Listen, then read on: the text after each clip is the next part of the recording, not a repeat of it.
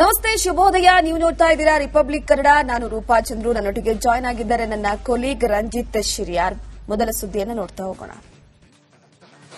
ರಾಜ್ಯದ ಶಿಕ್ಷಣ ಕ್ಷೇತ್ರದಲ್ಲಿ ಬೃಹತ್ ಸುಧಾರಣೆ ಹಾಗೂ ವಿದ್ಯಾರ್ಥಿಗಳು ಎದುರಿಸುತ್ತಾ ಇರುವಂತಹ ಸಾಲು ಸಮಸ್ಯೆಗಳಿಗೆ ಶಾಶ್ವತ ಪರಿಹಾರ ಕಂಡುಕೊಳ್ಳುವುದಕ್ಕೆ ರಾಜ್ಯ ಸರ್ಕಾರ ಮಹತ್ವದ ಹೆಜ್ಜೆಯನ್ನ ಇಟ್ಟಿದೆ.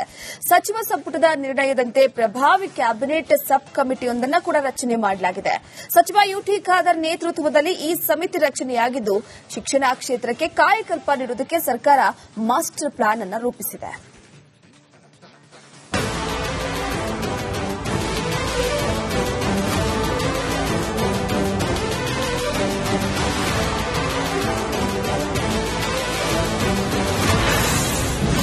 ಶಿಕ್ಷಣ ಕ್ಷೇತ್ರದ ಸುಧಾರಣೆಗೆ ಉಪಸಮಿತಿ ರಚನೆ.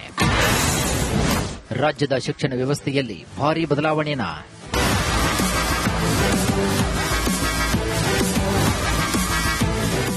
ವಿದ್ಯಾರ್ಥಿಗಳ ಭವಿಷ್ಯವನ್ನು ರೂಪಿಸುವ ಶಿಕ್ಷಣ ವ್ಯವಸ್ಥೆಯಲ್ಲಿ ಪಾರದರ್ಶಕತೆ ತರಲು ರಾಜ್ಯ ಸರ್ಕಾರ ಮುಂದಾಗಿದೆ. ಸಚಿವ ಸಂಪುಟ ನಿರ್ಣಯದ ಮೇರೆಗೆ ಸಚಿವ ಯುಟಿ ಖಾದರ್ ಅಧ್ಯಕ್ಷತೆಯಲ್ಲಿ ಹೈಪವರ್ ಉಪಸಮಿತಿ ರಚಿಸಲಾಗಿದೆ. ಈ ಕಮಿಟಿಯಲ್ಲಿ ಸಚಿವರಾದ ಬಸವರಾಜ ರಾಯರೆಡ್ಡಿ, ಪ್ರಿಯಾಂಕ್ ಖರ್ಗೆ, ಡಾ ಶರಣ್ಪ್ರಕಾಶ್ ಪಾಟೀಲ್ ಮತ್ತು ಮಧು ಬಂಗಾರಪ್ಪ ಸದಸ್ಯರಾಗಿ ಕಾರ್ಯವನ್ನು ನಿರ್ವಹಿಸಲಿದ್ದಾರೆ. ಇನ್ನು ಉಪಸಮಿತಿಯ ಒಟ್ಟು 6 ಪ್ರಮುಖ ವಿಚಾರಗಳ ಮೇಲೆ ಗಮನವನ್ನು ಹರಿಸಲಿದೆ. ಅವು ಯಾವುವು ಅನ್ನೋದನ್ನು ನೋಡೋದಾದರೆ, ಶಿಕ್ಷಣ ಕ್ಷೇತ್ರದಲ್ಲಿ ಸುಧಾರಣೆ, ನೇಮಕಾತಿ ಸಮಗ್ರತೆಗೆ ಒತ್ತು ನೀಡುವ ಮೂಲಕ ಪ್ರಶ್ನೆ ಪತ್ರಿಕೆ ಸೋರಿಕೆ ತಡೆ, ಪರೀಕ್ಷೆಗಳಲ್ಲಿ ಪಾರದರ್ಶಕತೆ ಮತ್ತು ಸರಿಯಾದ ನೇಮಕಾತಿ ಕ್ಯಾಲೆಂಡರ್ ಜಾರಿ ಮಾಡಲಾಗುವುದು. ಶುಲ್ಕ ನಿಯಂತ್ರಣ ವಿಚಾರದಲ್ಲಿ ಖಾಸಗಿ ಶಿಕ್ಷಣ ಸಂಸ್ಥೆಗಳ ದುಬಾರಿ ಶುಲ್ಕ ಮತ್ತು ಕೋಚಿಂಗ್ ಸೆಂಟರ್ಗಳ ಮೇಲ್ವಿಚಾರಣೆ ನಡೆಸಿ ಪೋಷಕರ ಆರ್ಥಿಕ ಹೊರೆಯನ್ನು ತಗ್ಗಿಸುವುದು.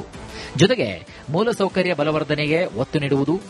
ಸರ್ಕಾರಿ ಶಾಲೆ ಕಾಲೇಜುಗಳಲ್ಲಿ ಶಿಕ್ಷಕರ ಖಾಲಿ ಹುದ್ದೆ ಭರ್ತಿ, ಸುಸಜ್ಜಿತ ಲ್ಯಾಬ್, ಲೈಬ್ರರಿ ಮತ್ತು ಹಾಸ್ಟೆಲ್ ಸೌಲಭ್ಯ ಒದಗಿಸಲು ಚಿಂತನೆ ನಡೆಸಲಾಗಿದೆ. ಕೌಶಲ್ಯ ಆಧಾರಿತ ಶಿಕ್ಷಣಕ್ಕೆ ಪ್ರಾಮುಖ್ಯತೆ ನೀಡಲಾಗಿದ್ದು, ಹೊಸ ಉದ್ಯೋಗ ಅವಕಾಶ ಹಾಗೂ ಕೈಗಾರಿಕೆಗಳ ಅಗತ್ಯಕ್ಕೆ ತಕ್ಕಂತೆ ಪಠ್ಯಕ್ರಮ ಬದಲಾವಣೆ, ಇಂಟರ್ನ್ಶಿಪ್ ಉತ್ತೇಜಿಸುವುದಾಗಿದೆ. ಮಾನಸಿಕ ಯೋಗಕ್ಷೇಮಕ್ಕಾಗಿ ಕೋಚಿಂಗ್ ಹಬ್ ಹಾಗೂ ಹಾಸ್ಟೆಲ್ಗಳಲ್ಲಿ ಪರೀಕ್ಷಾ ಒತ್ತಡ ನಿವಾರಣೆ ಮತ್ತು ಆತ್ಮಹತ್ಯೆ ತಡೆಗೆ ಸೂಕ್ತ ಸಮಾಲೋಚನೆ ನಡೆಸಲಾಗುವುದು. ಸಮಾನ ಅವಕಾಶಕ್ಕಾಗಿ ಅರ್ಹ ವಿದ್ಯಾರ್ಥಿಗಳಿಗೆ ವಿದ್ಯಾರ್ಥಿ ವೇತನ, ಉಚಿತ ಹಾಸ್ಟೆಲ್ ಮತ್ತು ಬಾಲಕಿಯರ ಶಿಕ್ಷಣಕ್ಕೆ ವಿಶೇಷ ಪ್ರೋತ್ಸಾಹ ನೀಡುವುದಾಗಿದೆ.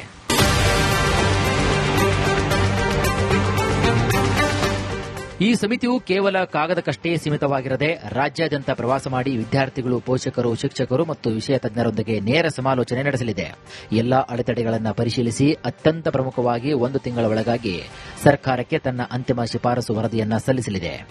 ಪರೀಕ್ಷೆಗಳಲ್ಲಿ ಅಕ್ರಮ ನಡಿಬಾರದು ಗವರ್ಮೆಂಟ್ ರಿಕ್ರೂಟ್ಮೆಂಟ್ನಲ್ಲಿ ಅಂತ, ಅದಕ್ಕೆ ರೂಲ್ಸ್ ಫ್ರೇಮ್ ಆಗಿರಲಿಲ್ಲ. ಡ್ರಾಫ್ಟ್ ರೂಲ್ಸ್ ನಿನ್ನೆಯಿಂದ ನಾವು ಪಬ್ಲಿಷ್ ಮಾಡಿದ್ದೀವಿ.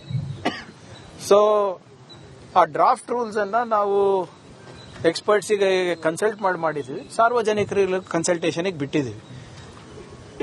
ಸೊ ಅದರಲ್ಲಿ ಏನಾದರೂ ತಿದ್ದದಿದ್ರೆ ಅಥವಾ ಲೋಪಗಳಿದೆ ಅದನ್ನ ನೀವು ಸಜೆಸ್ಟ್ ಮಾಡಿದ್ರೆ ಅದನ್ನು ಕೂಡ ಇನ್ಕ್ಲೂಡ್ ಮಾಡಿಬಿಟ್ಟು ಒಂದು ಬಹಳ ಕಠಿಣವಾದಂತ ವೈರ್ ಫ್ರೇಮ್ ಮಾಡಬೇಕು ಅಂತ ಇದೆ.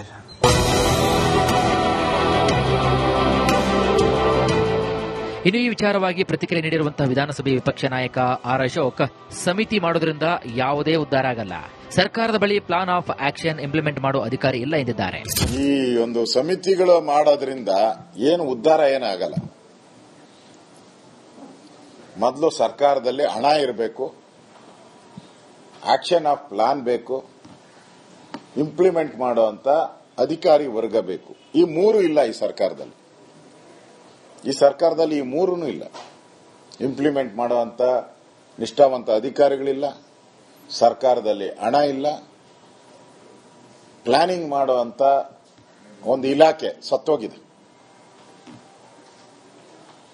ಅದರಿಂದನೇ ಈ ಸಬ್ ಕಮಿಟಿಗಳೆಲ್ಲ ಬರ್ತಾ ಇದೆ.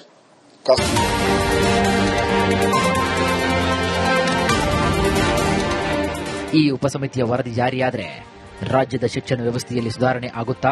ಕಾದು ನೋಡಬೇಕಾಗಿದೆ.